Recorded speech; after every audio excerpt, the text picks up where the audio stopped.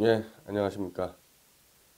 오늘은 좀 방송을 좀 빨리 시작을 했습니다. 왜냐하면 내일 제 북 콘서트, 손석희의 저주가 아닙니다. 요 책, 이 청춘투쟁. 이건 뭐 제가 한 3, 4년 전에 쓴 책인데, 뭐 제가 주로 살아온 이야기예요. 그래서 뭐, 네가 나이가 몇인데 벌써 자서전냐, 이런 얘기들도 많이 들었는데, 이 책을 쓰게 된 이유가 그때 미디어치 독자들이 한창 늘 때예요. 사망유의 이후 뭐 미디어치 독자 어마어마하게 늘었거든요. 유로 독자가. 지금 뭐 우리 당이 뭐 책임 당원이 한 8천 명이라 그러는데 그때 미디어치 유로 독자가 8천 명을 넘어갔었으니까요. 이제 그러다 보니까 이 반대 세력이 엄청난 음해가 들어오는데 제가 대학 때 좌익이었다가 전향을 했다라는 특히 이게 너무 많이 들어와서 이거 도저히 안 되겠다. 이거 뭐 미디어치 독자들이 자꾸 전화가 걸려오니까 대학에서 어떤 좌익 운동했냐. 그래서 독자들한테 배포하기 위해서 쓴 책입니다. 제가 고등학교 때, 대학 때 어떤 이념들을 이렇게 만들어 나갔고 어떤 노선으로 활동을 했는지 그래서 나름대로 독자들에게 알려져서 뭐 소기의 성과를 거뒀죠. 그래서 이제 그러다가 이제 남은 책들을 요즘 우리 당원들이 이제 막 사가는데 뭐 집회 현장에서 제가 이 청춘투쟁을 또 판다고 또 그 김경애 패들이 거짓음을 하는데 제가 판 적 한 번도 없습니다. 서명운동하는 팀에서 저도 몰랐어요. 근데 이 책을 이 정가가 15,000원인데 10,000원에 주고 우리 사무실에서 막 몇십 권씩 주문을 해서 그치, 뭐, 당원들이 돌려보는데, 까짓 거 뭐, 15,000원은 10,000원으로 깎아주는 거야, 뭐, 아무 문제 아니죠. 그래서 저는 그런 줄 알았는데, 10,000원에 가져가서 이거를 15,000원에 파는 겁니다. 제 사인을 받아서. 그래서 그렇게 파는 거고, 서명운동 하는데 그래도 꽤 비용이 들어가거든요. 특히 이제 이 겨울 서명운동은 또 비용이 더 들어가죠. 저는 뭐 나쁘지 않다고 봅니다. 뭐 꼭 제 책이 문제가 아니라, 우리 당에서 좀 필요한 것들 책을 저가에 받아서 팔아서 서명운동 활동비 마련하는 거는 뭐 법적으로도 문제 없고 명분적으로도 전혀 문제가 없죠. 그래서 이번에 손석희의 저주라는 책도 서명대에서 원하면은 그 책도 15,000원이에요. 10,000원에 드릴 테니까 그걸 팔아서 손석희의 그 추악함도 널리 알리면서 서명운동 활동비도 마련하면 뭐 좋은 거죠. 물론 뭐 저는 지금 우리 당의 이 상태에서 이걸 서명운동을 한다는 거에 대해서 저는 솔직히 동의를 못 하는데 서명운동이 그거잖아요. 박 대통령 무죄석방도 있고 우리 당원 모집도 있는데 서명대 나가서 대한애국당 가장 깨끗하고 원칙 있는 정당이에요. 가입해 주세요. 이 말은 못 하잖아요.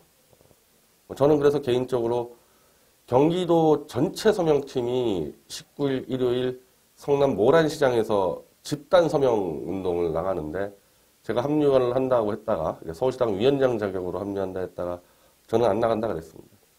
제가 당 상황을 너무 잘 아는데 이거 정리 안 되는 상황에서 제가 거기 가서 마이크 들고 우리 당 가입해 주세요. 도저히 제 양심상 할 수가 없기 때문에 그거는 나가지 않기로 했습니다. 그 토요일 이 북콘서트는 역삼동 누보아르 호텔의 대회의실 오후 3시입니다. 저는 우리 당이 집회를 한다고 해가지고 7시 정도로 잡았었는데 집회를 취소해버렸기 때문에 오후 3시 역삼동 누보아르 호텔이고요. 한 250명 정도 규모로 잡았고요. 근데 뭐 이 김경애 이쪽에 줄 선 사람들이 뭐 당에서 제가 미디어치가 기획한 이 북콘서트에 청중으로 오면은 당에서 불이익 받을까봐 거의 사람들이 못 갈 거다, 뭐, 이런 식의 얘기를 하는데, 그리고 심지어 오겠다는 사람도 선글라스를 끼고 오겠다. 저는 그런 식으로는 뭐, 할 생각이 전혀 없어요.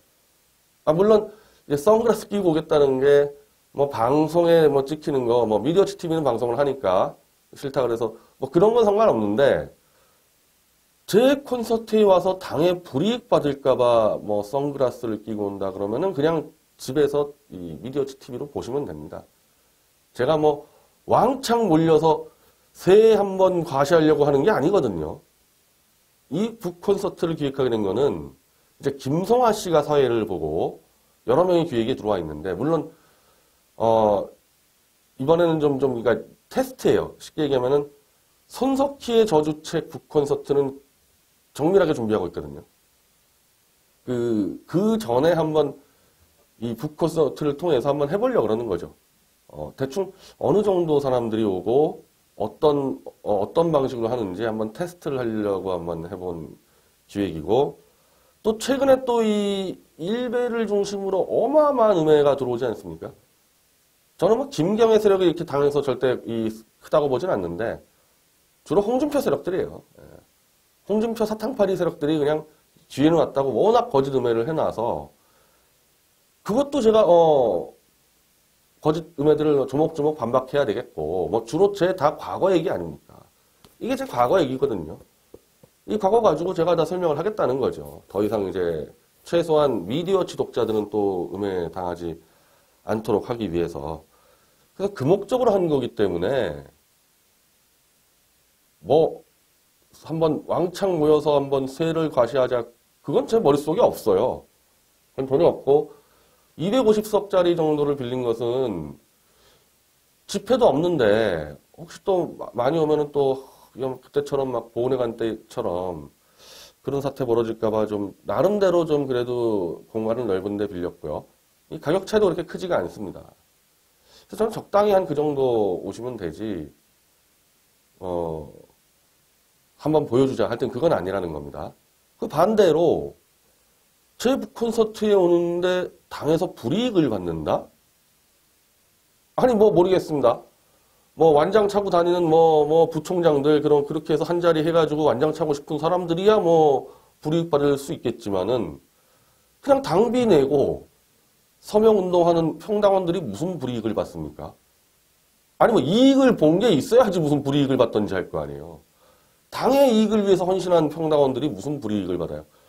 그래서 저는 불이익 받을까봐 못 온다? 그럼 뭐 오지 마십시오. 불이익 받을까봐 뭐 겁나는 분들은 안 오시면 되는 겁니다. 그리고 오늘 하나 이슈를 좀, 이 청춘투쟁에는 뭐 있던지 없는지 모르겠어요. 저도 사실 쓴 지 좀 오래돼가지고. 그 한근영 최고위원 얘기가 나와가지고 제가 제 20대 때 얘기를 한 건데, 지금 한근영 최고위원이 연사비를 받는다. 뭐 자꾸 이제 게시판에 올라오니까 제가 그건 설명을 해드렸습니다. 최고위원 선거를 한근영 의원이 나갈 때 일단은 그때만 하더라도 토론회가 여러 번 있을 거라 생각했고, 뭐 한근영 최고위원은 뭐 대부분 당선이 될 거라 봤기 때문에 조원진 대표님이 이 학생인데 계속 서울 왔다 갔다 해야 되지 않습니까? 최고위원 회의가 최소한 일주일에 2번이고 이 KTX 값이 얼마냐. 그래서 한근영 최고위원은 연사비를 주는 게 어떻겠냐 해서 뭐 너무 맞다 선뜻 동의를 했습니다. 제가 동의를 했어요. 그리고 제가 직접 신혜영 총무한테 연락했습니다. 이거는 이제 자주 서울을 와야 되는데, 그래도 교통비는 마련할 수 있어야 되는데 연사비로 챙겨주면 되지 않겠냐. 그래서 제가 직접 총무한테 얘기를 했기 때문에 이걸 가지고 뭐 왜 너만 돈 받냐, 사실은 그 비판은 아닌 것 같아요. 근데 다만 이제 와서 보니까 이 한근영 최고위원이 제가 기대했던 대로 젊은 최고위원으로서 당의 기강과 원칙, 오직 원칙만 주장하는 것. 제가 그때 선거 전에 만나서 그랬습니다. 공대생답게 무조건 원칙만 주장하고 싸울 것도 없고 싸움 같은 거는 내가 할 테니까 원칙만 주장하면 되는 거다. 그래서 저한테 저는 원칙밖에 몰라요 그랬었는데, 당선되자마자 원칙이라는 건 다 내던지고 사실상 조원진 대표 권력 해바라기 노릇을 하는데, 그게 이 문제가 아닐까. 어쨌든 조 대표님이 직접 특별 지시해가지고 특별하게 연사비를 챙겨주니까 그 돈 주는 사람에게 충성. 글쎄요, 액수가 뭐 얼마 되겠어요, 연사비라는 게. 그 정당에서 하는 연사비라는 게 딱 정해져 있는데, 뭐 설마 그런 것 때문에 소신을 졌고, 뭐 저는 그렇게 보진 않지만, 이게 바른 판단이었냐에 대해서 좀 회의가 드는 건 있죠. 그래서 제가 그래서 이제 제 과거 얘기를 꺼내게 된 건데, 제가 29살 때 KBS 정연주 사장으로부터 시청자위원으로 위촉이 된 적이 있습니다. 그때 저는 민주당 지지자예요. 저는 아주 전통적인 민주당 지지자. 그러니까 문재인이 노무현이 친노 세력이 이렇게 들어온 그 민주당이 아니고 과거 신익희 국회의장, 뭐 조병옥 경무부장, 뭐 이런 사람들, 윤보선 대통령이라든지 이게 전통적 민주당 노선이거든요. 그래서 그거를 이어갔던 사람이 조순영 뭐 당대표 그리고 뭐 김경재 지금 자유총연맹 총재, 그러니까 그 라인인 겁니다. 그 라인. 그러니까 건국, 민주당 정통이라는 것은 건국과 다 건국의 아버지들이 민주당의 아버지들입니다. 윤보선, 뭐 장면, 신익희 다 건국의 아버지들이자 민주당의 아버지 아닙니까? 그래서 건국이고 민주화. 민주화는 어쨌든 그 전통적 민주당이 해온 거 아닙니까? 그리고 개방화. 개방화를 민주당이 했습니다. FTA 이런 것들을 사실 다 민주당이 먼저 다 했던 것들이거든요. 그러니까 그 노선을 지지하는 민주당 지지자였기 때문에 정치적으로 뭐 정연주 사장이 뭐 제 노선에 대해서 그때까지만 해도 그렇게 막 전통적 민주당과 친노가 맞붙을 때가 아니었기 때문에 선뜻 이렇게 위촉을 했고, 그 위촉은 대중문화 평론가 자격입니다. 제가 대중문화 평론을 할 때요. 스타비평이라는 책을 써가지고 한창 젊은 대중문화 평론가로 활동할 때니까 들어와서 드라마 예능을 집중 모니터하는 역할 맡아달라 해서, 그건 제 전문 직업이었으니까 그 당시는 대중문화가. 그래서 들어가서 역할 정말 잘했습니다. 그건 뭐 제가 자화자찬이 아니고 정말 그 당시 이제 KBS의 드라마 예능이라는 게 그냥 천대 받아가지고요. 그냥 천박한 거 만들어서 시청률 올리면은 그 돈 가지고 KBS가 운영하고 욕은 욕대로 먹고, 그런 게 이제 KBS 내에서의 드라마국 예능국인데, 제가 시청자위원 하면서 생산적으로 계속 가이드라인을 제시를 한 거죠. 그러니까 이 즐거움을 느끼는 쾌에도 질적인 부분이 있기 때문에 질적 수준이 높은 쾌를 하도록 계속 가이드라인도 제시하고, 원래 시청자위원이라는 게 사실은 대부분 명망가가 하니까 정치 얘기나 쭉 하다가 예능 드라마 나오면은 저런 저질 예능 드라마 저거 뭐냐, 이게 이 시청자위원 때 회의였거든요, 항상.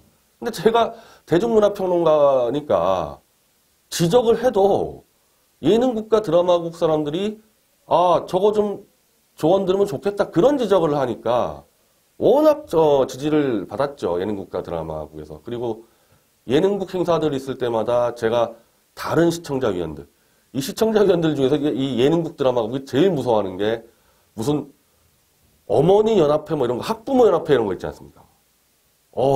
가장 무서워하거든요. 왜냐하면 맨날 저질 드라마, 저질 예능에서 제가 그 동료 무슨 학부모 연합회 뭐 이런 어머니들 제가 모시고 KBS 개콘 현장도 가고 드라마 촬영 현장도 직접 가고 하여튼 굉장히 좋아했었어요, 그 당시에.